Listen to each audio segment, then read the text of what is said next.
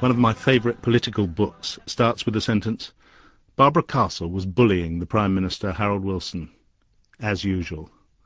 I know exactly how he felt, having made a number of TV programmes with her. She, no doubt, would put it entirely the opposite way and say it was I who bullied her. But whatever the truth, there was no question that our relationship could be pretty rugged. You don't want to get on the wrong side of Barbara Castle. Even today, at the age of 91, she takes no prisoners. I remember that when we made a documentary about her, and I started asking about her early life, she wanted to talk about the present and how much she hated John Major's then Conservative government. If you think I sit there sort of drooling with my nostalgic memories, you're wrong. We've got too much to do in the modern world still. Two of these bastards to beat, haven't we? Barbara Castle was the first woman to break the sex barrier in British politics. It's astonishing to think of it now, but she was only the third ever female cabinet minister when Harold Wilson appointed her in 1964. And it was often said that she might become the first woman prime minister. Although she emerged in the age before spin, she was always very carefully protective of her image. Going to film her involved a regular ritual. She'd insist on the BBC sending a make-up artist an hour and a half in advance to do her hair and her face. One day she asked me to arrive early so that I could brief her about the programme. She answered the door quite unself-consciously, with her hair in rollers and completely unmade up. She looked a tiny, pale shadow of the formidable figure I was used to. But once the process was completed, she came down the stairs transformed, with big hair and immaculate maquillage. When we were filming, she told me that she thought women politicians were judged by very different criteria from men.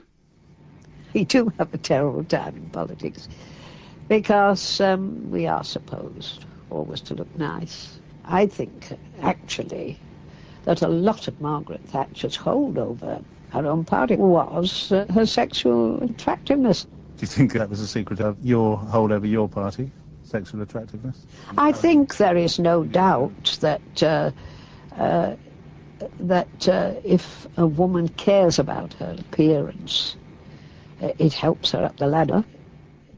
As a former journalist herself, Barbara Castle had a keen appreciation of her market worth for interviews. She's the only politician I've ever known who actually sought to renegotiate her fee for the interview while she was still giving it. I was once interviewing her, and halfway through she said, "I'm on such good form today, and you're covering so much more ground than I thought you would. If you want to do any more, you'll have to up the fee." She was right, and we did. Like almost all politicians, Barbara Castle had a version of her life that she would trot out when journalists asked the usual questions. It was polished, sometimes nicely self-deprecating, but often, when one went back to the original sources, subtly wrong.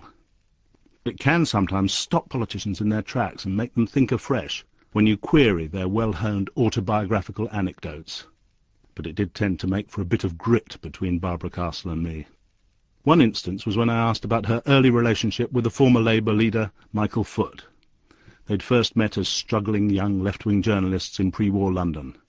They had gone together for a week's holiday in Brittany, at around the same time as the Prime Minister Neville Chamberlain was having his famous Peace in Our Time talks with Adolf Hitler in Munich. Exactly what went on in Brittany remains a subject of dispute between Barbara Castle and her old friend, the mischievous Michael Foot. 1938, we went for a week's holiday down there. People didn't know what we were all going for, but anyway, we went and had a nice holiday. Barbara bristled when I put to her what Michael Foot had said. Well, so what? Have you never been on a holiday with a woman without getting into bed with her? Well, at any rate, I've made a joke about it ever since. Barbara thinks I'm not entitled to do it, but I do. I said, for me, Peace in Our Time had a special meaning. It was when I got back after a week with Barbara. Bloody cheek. My producer, Matthew Barrett, and I wondered what we should call our documentary about Barbara Castle. Eventually we agreed on The Red Queen. I doubt if it was to her taste, and one of her oldest friends later told me we'd got it wrong. It should have been The Red Empress. Like the later Iron Lady Margaret Thatcher, Barbara Castle was the product of a provincial grammar school and Oxford. But unlike the Tory grocer's daughter, she came from a passionately socialist family. She recalled how she and a girlfriend would display their political allegiances at school in Bradford, where she grew up.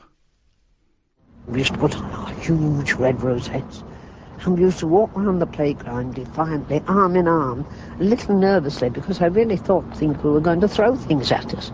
They were so furious. These poor merchants' daughters decided we were just a couple of communists, you see, and were probably going to leave bombs under their desks or something. But it was quite a frightening experience to be as hated as you could feel the intensity of the hatred among that vast majority. After she left Oxford, the economic slump of the 1930s strengthened Barbara Castle's socialist convictions. Her first job was selling sweets in a Manchester department store, but she came to London hoping to break into journalism. She fell under the spell of a leading left-wing journalist, William Mellor. He was 20 years older than her, and he tried to teach her to drive. He was married, and he had a son. We'd sit in that car with sort of electric currents radiating between us, talking politics. But it was I who had to make the first overture.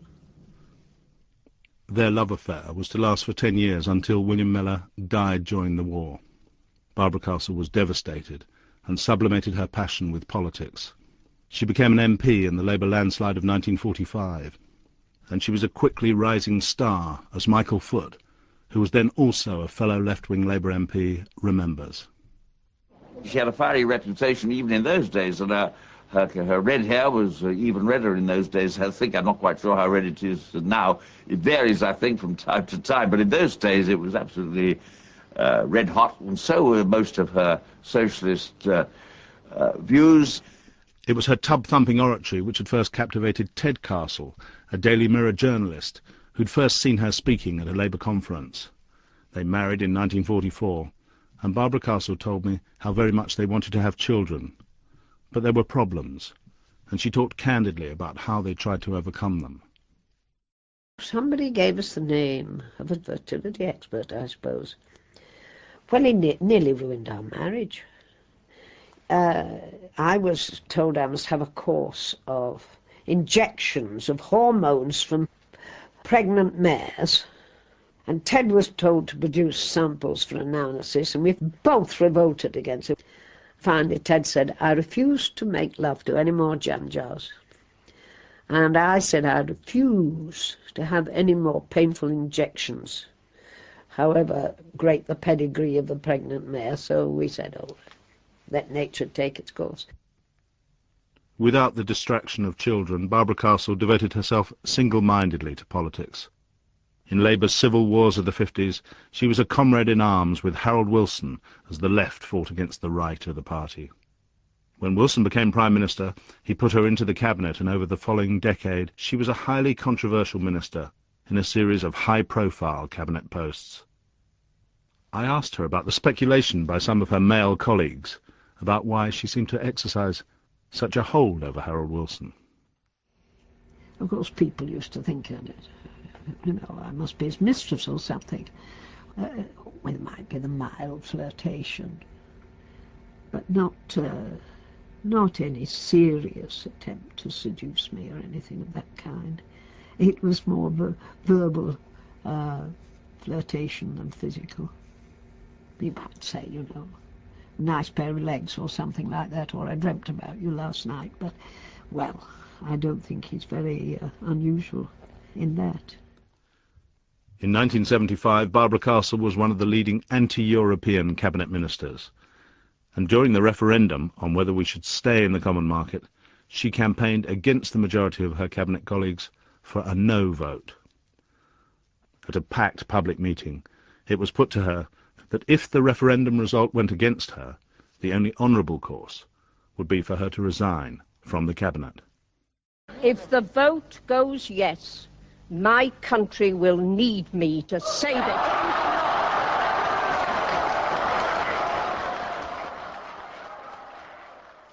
Barbara Castle's estimation of her indispensability wasn't shared by the new Labour Prime Minister, Jim Callaghan. He'd taken over in 1976 when Harold Wilson had suddenly made way for an older man. But Callaghan and Castle were bitter enemies, and when he summoned her to number 10, his long knife flashed. He said, I'm awfully sorry, Barbara, but I want somebody younger than you are. And I think it's time we may wait for the young. And you know, I thought one of the most restrained things I ever did in my life was not to retort. Then why not start with yourself, Jim? Barbara Castle left office proudest of having introduced the Equal Pay for Women Act and having made family allowance directly payable to the mother. She'd been happily married to Ted Castle for nearly 35 years, when in 1979 he suddenly died. I've been a very lucky woman because I've had two great men, two great loves in my life. Barbara Castle called her autobiography Fighting All the Way, and in our documentary we tried to reflect the feisty qualities, as well as the charm and the wit, which had enabled her to make it to very near the top of the male world of politics. Her friends and even her opponents told us how well they thought she had come over. But Barbara saw it differently. She rang to tell me how little she liked the programme. I was somewhat taken aback and asked her what she objected to. Sometimes you filmed me in such close-up that you could see all the lines on my face, she said. And you said on the programme that I was 85. I said, I didn't say you were 85. I said that you'd be celebrating your 85th birthday later in the year. Partly it's a BBC thing, I said. You know how much they like anniversaries. Well, she snapped. People think I'm 85 because of your programme. I've already even had a telegram of congratulations from a German MEP. But Barbara, I countered, I thought that at your age you'd be proud of how old you are and not want to be seen as younger. It's not that, she said at full blast. Don't you understand that if everyone thinks I'm already 85 when it is my birthday later in the year, I won't get another bite of the media cherry? Barbara Castle will be 92 this year, and she's still firing on all cylinders. She's met every single Labour Prime Minister there's ever been, since she first canvassed for Ramsay MacDonald in 1924 at the age of 13. We filmed her first meeting with Tony Blair soon after he became leader. You must have had to interrupt a very busy schedule to come here tonight. And the people do appreciate it. Well, it's really good to see you. You know, I'm a great, great fan. I've always been. Here you are, you're so young. And you haven't made yet, I'm watching you, mind you, any serious mistakes. Right. And it's very important that, you know. But Tony Blair, like many Labour leaders before him, has failed to live up to Barbara Castle's standards. And on the Westminster Hour a month ago, she launched an attack on Blair for running a presidential system and ignoring bread-and-butter issues at home in order to strut the world stage. Tony's Achilles' heel, she pronounced, is his self-love. That is, she may perhaps realise, an occupational hazard for politicians. And it'll come as no surprise to me if my phone rings once this programme ends, and on the line will be Barbara, telling me exactly where I've got it wrong about her, as usual.